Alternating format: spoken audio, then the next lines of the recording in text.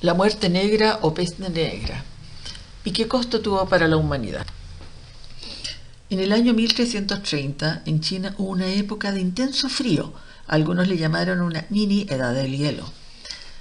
Las consecuencias de este frío fue que muchos roedores abandonaron los campos secos y llegaron a la ciudad, llevando consigo la peste, que era transmitida a los humanos por las picadas de pulgas y piojos. Años después, en el año 1346, la ciudad de Caffa, un enclave italiano, fue cercada por los hunos, quienes morían de la peste. Lejos de retirarse, los hunos lanzaban en catapultas los cadáveres al interior de la ciudad. Como ven, fue una especie de arma biológica utilizada. Muchos genoveses lograron escapar de la ciudad, pero ya estaban enfermos y llegaron a los puertos del sur de Francia y de Italia llevando la enfermedad. Para 1348 la peste ya se había extendido por toda Italia, Francia, España, y al año siguiente ya estaba en Inglaterra, Alemania y Europa del Este. Muerte negra, ¿cómo podíamos detenerla? Bien sabemos que en la Edad Media predominaba la iglesia. Por lo tanto, la primera opción era rezar y reunirse en las iglesias. Claramente esto no dio resultado. También pensaron en ingerir polvo de esmeralda o remedios a base de cuernos de unicornio. Nada de eso ni la aromaterapia funcionó. Pero ¿cómo podíamos detenerla? Lo que efectivamente dio resultado, por lo menos en disminuir la carga de muertos, fue evitar los traslados a zonas infestadas, aislar a los enfermos, enterrar a los muertos fuera de la ciudad. Y algo que realmente funcionó fue lo que hizo Venecia.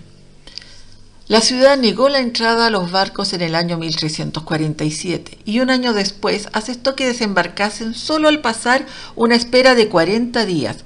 De ahí el término que aún usamos hoy de cuarentena. A pesar de todo lo que hizo Venecia, fallecieron en 2 años cerca de 100.000 personas en Venecia. La peste negra llegó por la vía de la seda en 1343 a Crimea y de allí se propagó en barcos genoveses. Solamente en Europa fallecieron 25 millones de personas. Se calcula que en África y Asia fallecieron entre 40 y 60 millones más. Obviamente, las consecuencias fueron nefastas, tanto en el nivel social como económico. El abandono del campo, debido a la reducción de la población campesina, llegó a reducir en un 40% la agricultura. La falta de mano de obra, por lo tanto, incentivó la innovación y la creación de nuevas tecnologías. Podemos decir que los efectos de la peste causaron que se otorgara mayor valor a la prevención, motivo por el cual se desarrollaron numerosas estrategias para el cuidado corporal y ambiental. De ese modo se iniciaba una era en que el cuerpo empezó a estudiarse de una perspectiva más científica. Se fue modernizando el pensamiento tecnológico y se le dio mayor relevancia a mantener informados a los ciudadanos. Comenzaba la época del Renacimiento. Probablemente la peste fue causada por una cepa de la Yersinia pestis, quizás con transmisión de persona a persona. ¿Y cómo estamos en América? La primera enfermedad que llegó a América fue traída por Cristóbal Colón. En su segundo viaje trajo la gripe a Santo Domingo. Fray Bartolomé de las Casas escribió: comenzó la gente a tan de golpe caer enferma de calenturas terribles, resultando de la enfermedad que perecieron más de la mitad de los españoles y de los propios indios fueron tantos que ya no se pudieron contar. 1/3 de la población activa de la isla dominicana falleció. Años después, 28 años después, llegaría la viruela al Imperio Azteca. Cuando llega Hernán Cortés a Tenochtitlán, llega con 1000 soldados españoles. La capital azteca los superaba en casi 300-1, pero los españoles llevaban un arma mortal, invisible, que han traído del viejo continente. Los europeos han desarrollado una inmunidad a muchas enfermedades, y esta inmunidad resulta ser la mayor fuerza de los conquistadores. Para los aztecas, haber tenido contacto con Europa los hace tan vulnerables a sus enfermedades, y el resultado fue que en menos de 100 años el 95% de los nativos mueren. La viruela en Tenochtitlán, la capital del Imperio Azteca, fue 28 años después que Cristóbal Colón pisara República Dominicana. Llegó con las tropas españolas de Hernán Cortés. La epidemia se extendió rápidamente y en menos de 60 días terminó con cerca del 40% de la población azteca. Los aztecas llamaron a la enfermedad Gran Picazón y fue una de las principales causas de la caída del Imperio Azteca. La epidemia Cocolici en el año 1045 se llamó la peste negra de América por sus síntomas muy parecidos a la peste negra en Europa. Se desarrolló entre los años 1545 y 1548 y se llevó el 80% de la población nativa. Se caracterizaba por altas temperaturas y hemorragias.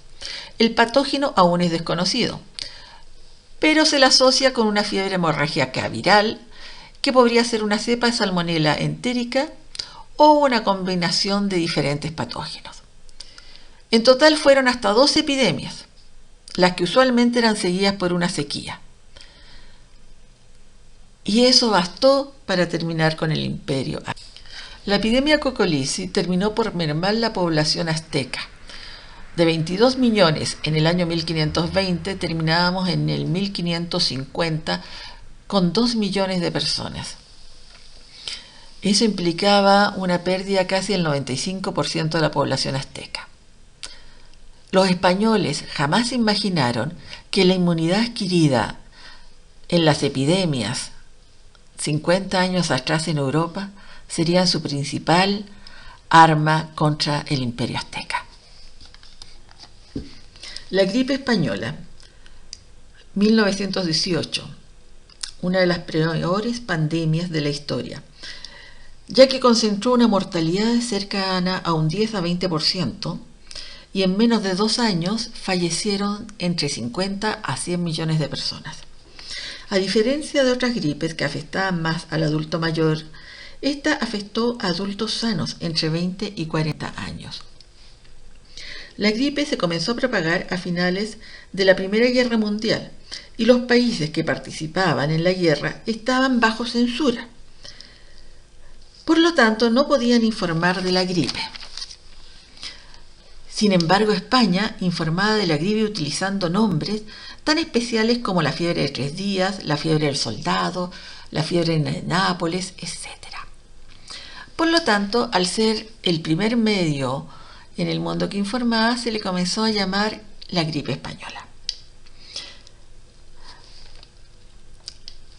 En Chile murieron cerca de 41.000 personas por la gripe española. Se le ha considerado como la primera gran epidemia del virus H1N1.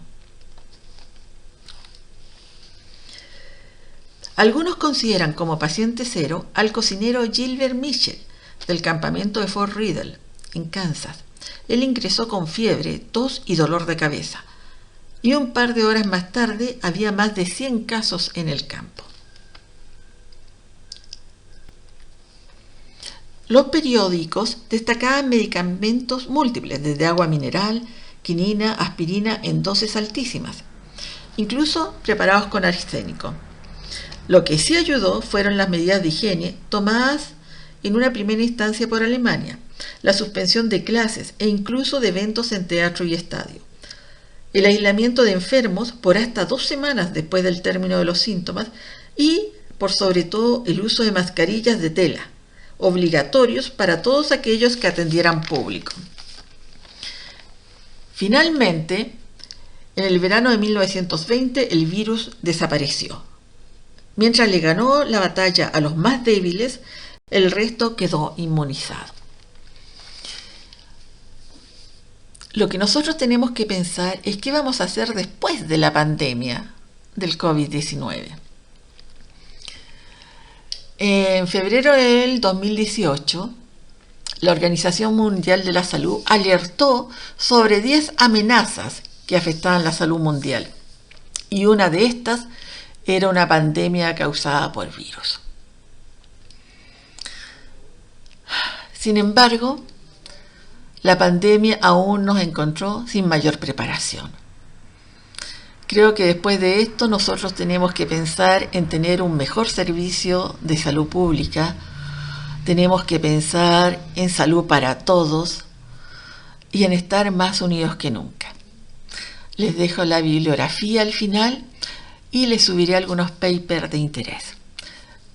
Cualquier pregunta o consulta, o si quieren hablar del tema, se abrirá un foro donde ustedes pueden hacer múltiples consultas. Gracias. En febrero del 2018, la Organización Mundial de la Salud alertó sobre 10 amenazas que afectaban la salud mundial, y una de estas era una pandemia causada por virus. Sin embargo, la pandemia aún nos encontró sin mayor preparación. Creo que después de esto nosotros tenemos que pensar en tener un mejor servicio de salud pública, tenemos que pensar en salud para todos y en estar más unidos que nunca. Les dejo la bibliografía al final y les subiré algunos papers de interés. Cualquier pregunta o consulta, o si quieren hablar del tema, se abrirá un foro donde ustedes pueden hacer múltiples consultas. Gracias.